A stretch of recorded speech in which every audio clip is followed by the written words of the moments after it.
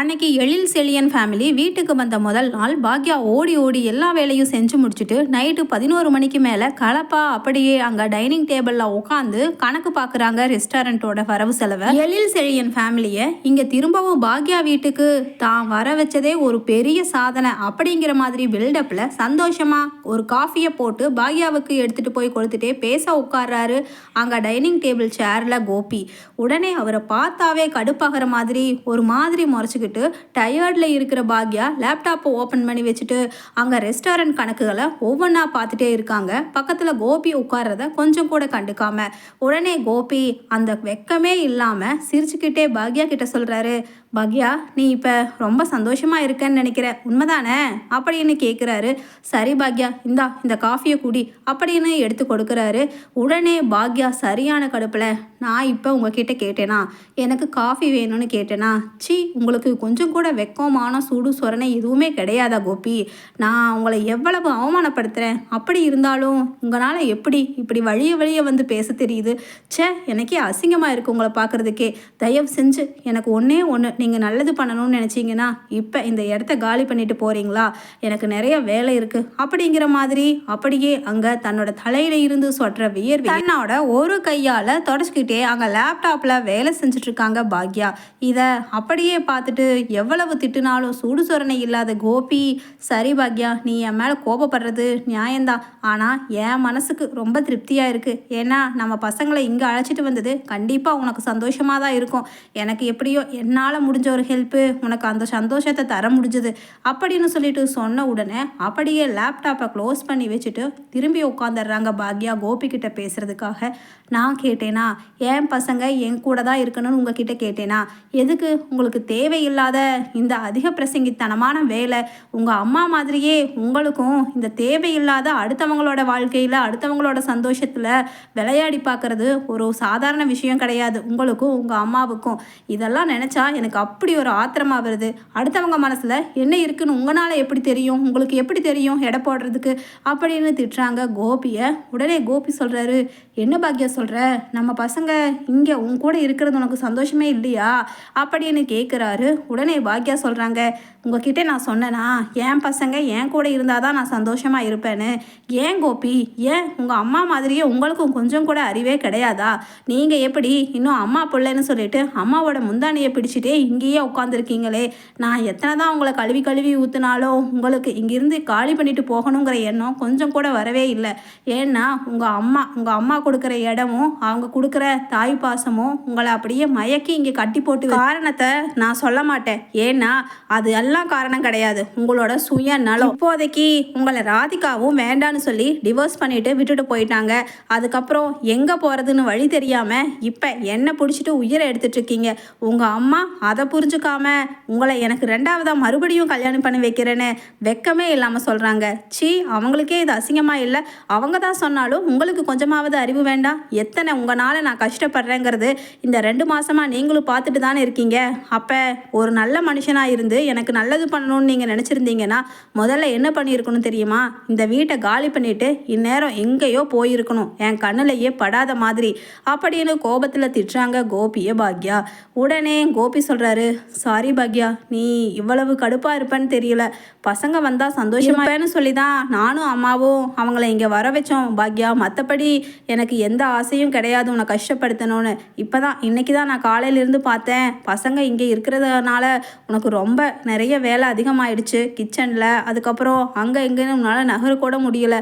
ஏன் உன் பிஸ்னஸ் கூட இன்றைக்கி நல்ல முறைக்கு கான்சென்ட்ரேட் பண்ணி பார்க்கவே முடியலைங்கிறத நான் புரிஞ்சுட்டேன் பாக்யா, சாரி அப்படின்னு சொல்லிட்டு மன்னிப்பு கேட்குறாரு பாக்யா கிட்ட. உடனே பாக்யா சொல்கிறாங்க, அது என்ன மிஸ்டர், நீங்களும் உங்கள் அம்மாவும் எப்போவுமே கடைசியில் எல்லாம் முடிஞ்சதுக்கப்புறம் தான் சாரி கேட்பீங்களா?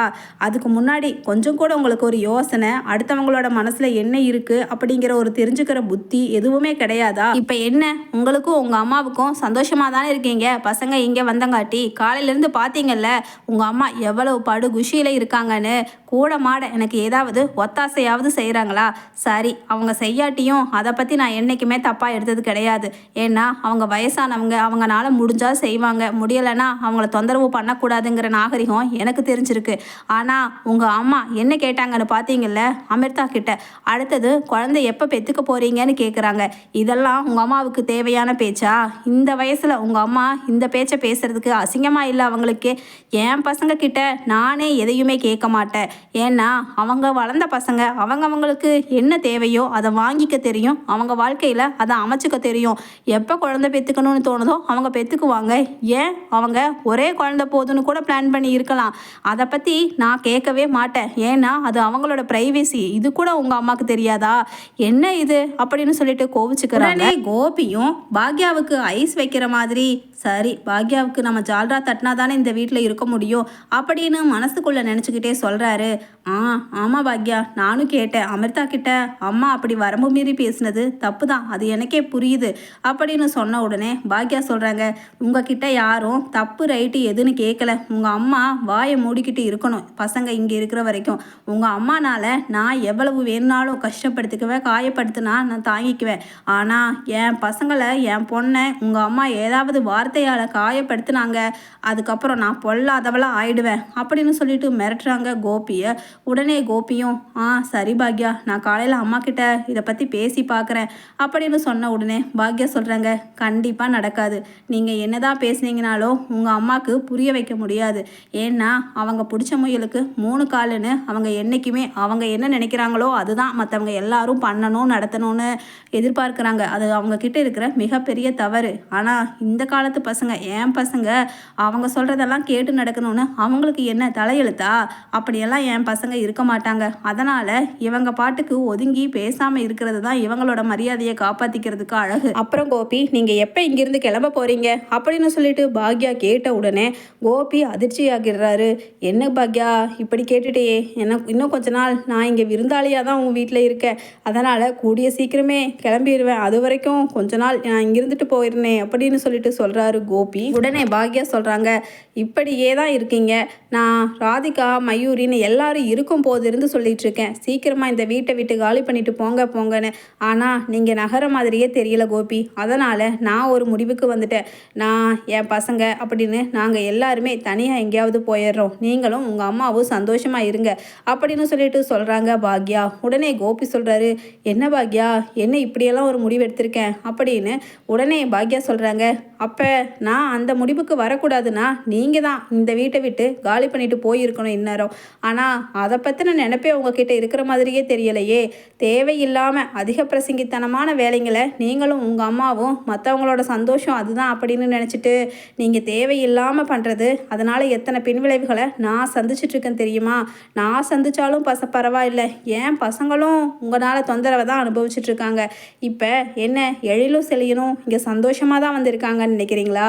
நிச்சயமாக கிடையாது. அவங்களுக்கு அங்கே அவங்கவுங்க வீட்டில் அவங்கவுங்க பிஸ்னஸ், அவங்கவுங்க தொழில்னு 1008 வேலை இருக்குது. அதை எல்லாத்தையும் அப்படியே கிடப்பில் போட்டுட்டு இங்கே வந்திருக்காங்க உங்கள் 2 பேர்த்த சந்தோஷப்படுத்துறதுக்காக. இதனால் உங்களுக்கு என்ன லாபம் கோபி? இப்படியெல்லாம் சந்தோஷப்பட்டாதான் சந்தோஷமா?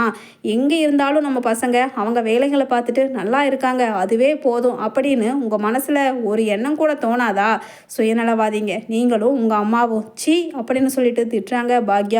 அங்கே ரூம்குள்ளே இருக்கிற எழில் சொல்கிறாரு அமிர்தா கிட்ட, அமிர்தா இன்னைக்கு காலையிலேருந்து பார்த்தியா, அம்மா உட்கார்றதுக்கு கூட கொஞ்சம் கூட நேரமே இல்லை. பாவம், நம்ம எல்லாருமே இங்கே வந்தாங்காட்டி தான் அவங்களுக்கு இந்த அளவுக்கு ஒர்க் லோட் அதிகமாக இருக்குது.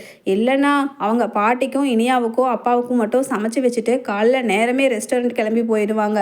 அங்கே போய் எல்லா வேலையையும் உட்காந்துட்டே பார்ப்பாங்க. அதுக்கப்புறம் முடிஞ்ச வேலைங்களை கிச்சன்லேயும் செய்வாங்க.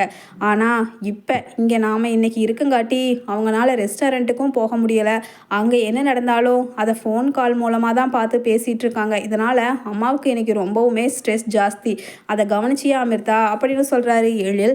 உடனே அமிர்தா சொல்கிறாங்க, ஆமாம் எழில், நானும் தான் கவனித்தேன்.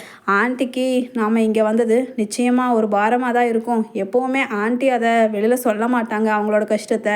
அதே மாதிரி தான் இன்றைக்கி நம்ம இங்கே வந்தாலும் நம்ம இங்கேயே இருந்தாலும் அவங்க எத்தனை நாள் ஆனாலும் நம்மளை இங்கே ஒரு கஷ்டமாக நினச்சி அவங்க முகத்தை காமிக்கவே மாட்டாங்க எழில். எனக்கு அது நம்பிக்கை இருக்குது ஆன்ட்டி மேலே.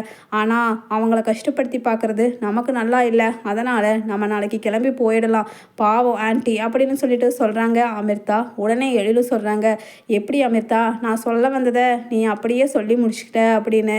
உடனே அமிர்தா சொல்கிறாங்க, ஆமாம் எழில், நம்ம நாளைக்கு காலையில் கிளம்பி போயிடலாம். ஆனால் ஆன்ட்டி கேட்டாங்கன்னா திடீர்னு பட வேலை சம்மந்தமாக எமர்ஜென்சியாக வர சொல்லிட்டாங்க அப்படின்னு சொல்லிட்டு சொல்லிடலாம் அப்படின்னு சொல்லிட்டு தூங்க போயிடுறாங்க. அதே மாதிரி தான் அங்கே ஜெனி சொல்கிறாங்க செழியன் கிட்ட, சரியா உங்கள் அம்மா இன்னைக்கு காலையிலேருந்து ரொம்ப கஷ்டப்பட்டுட்டே இருந்தாங்க, கவனிச்சியா? இந்த பாட்டி, உங்கள் பாட்டி இருக்காங்களே, அப்படியே உட்காந்த இடத்துல அப்படியே சேரை தேய்ச்சிட்டே அங்கே வாய் பல்லு ஃபுல்லாக காமிச்சிட்டு சிரிச்சிட்டு இருக்க வேலை மட்டும்தான் பண்ணாங்க. ஆனால் ஆன்ட்டினால் ஒரு நிமிஷம் கூட உட்கார முடிஞ்சிச்சா? பாவம் தானே ஆன்ட்டி, நீ அதை கவனிச்சியா அப்படின்னு சொல்லிட்டு ஜெனி சொல்கிறாங்க. உடனே செழியன் சொல்கிறாரு, ஆமாம் ஜெனி, ஆமாம், கிச்சனில் உன்னாலையும் அமிர்தானாலையும் குழந்தைய வச்சுட்டு அம்மாவுக்கு ஹெல்ப் பண்ணவும் முடியாது. பாவம் அம்மாவும் உங்களை தொந்தரவு பண்ண மாட்டாங்க. அதனால் நாம் நாளைக்கு காலையில் கிளம்பி பழையபடி நம்ம வீட்டுக்கே போயிடலாம். அம்மாவுக்கு நம்ம தொந்தரவு என்றைக்குமே கொடுக்கக்கூடாது அப்படின்னு சொல்லிட்டு சொல்கிறாரு செழியன். உடனே ஜெனியும் சொல்கிறாங்க, ஆமாம் செழியா, நான் அதை தான் சொல்ல வந்தேன் அப்படின்னு அங்கே நைட் தூங்க போயிடுறாங்க செழியனும் ஜெனியும். அடுத்த நாள் காலையில் எழுந்திரிச்சு எல்லாருமே பேக் பண்ணி ரெடியாக வந்து நிற்கிறாங்க. உடனே பாக்யா ஒரு மாதிரி பார்க்குறாங்க, ஏன் எழில், ஏன்பா செழியா கிளம்பி வந்திருக்கீங்க அப்படின்னு. உடனே ஈஸ்வரி அழுகிற மாதிரி, ஏன்பா இனிமேல் இங்கே தானே இருப்பீங்கன்னு நான் நினச்சிட்டு இருக்கேன், நீங்கள் எங்கே கிளம்பி வர்றீங்க அப்படின்னு சொன்ன உடனே எழில் சொல்கிறாரு, இல்லை பாட்டி, எனக்கு பட வேலை சம்மந்தமாக வேலை வந்துருச்சு, நான் இப்போவே கிளம்பணும் அப்படின்னு சொல்லிட்டு அமிர்தாவும் எழிலும் அங்கே கிளம்பி போகிறதுக்காக வெளியில் போகிறாங்க. உடனே ஈஸ்வரி பாக்யாவை பிடிச்சிட்டு திட்டுறாங்க, இதே பாக்யா பாத்தியா, பையன் போகிறேன்னு சொல்கிறான், நீ ஏதாவது கண்டுக்கிறியா? அவன் போகிறேன்னு சொல்கிறான்ல, உனக்கு அவன் எப்போ போகட்டும்னு இருக்கும் போல், இங்கே இருந்தால் எல்லாத்துக்குமே சமைக்கணும்னு உனக்கு ஒரு கஷ்டம் அப்படித்தானே அப்படின்னு சொன்ன உடனே இதை கேட்டுட்டு எழில் திரும்பி வந்து ஈஸ்வரியை திட்டுறாரு, ஏன் பாட்டி, ஏன் எங்கள் அம்மாவுக்கு என்ன 20 வயசும் 30 வயசுமா ஆச்சு, அவங்களே பாவம் முடியாமல் கை வலி கால் வலின்னு யார்கிட்டையாவது சொல்கிறாங்களா அவங்களோட கஷ்டத்தை? அவங்கள ஏன் கஷ்டப்படுத்தி பார்க்கணுன்னு எங்கள் எல்லாரையும் இங்கே வர சொல்லி எல்லாத்தையுமே நீங்கள் கஷ்டப்படுத்துறீங்க பாட்டி. உங்களுக்கு வேலைக்கு அவங்களோட கடமைகளை கரெக்டாக செய்கிறாங்களா? அப்போ நம்ம பேசாமல் சாப்பிட்டு வாயை மூடிட்டு இருக்கணுங்கிற ஒரு வயசானவங்களுக்குரிய பக்குவமே உங்களுக்கு வரமாட்டேங்குது அப்படின்னு சொல்லிட்டு எழில் திட்டுறாரு ஈஸ்வரியை.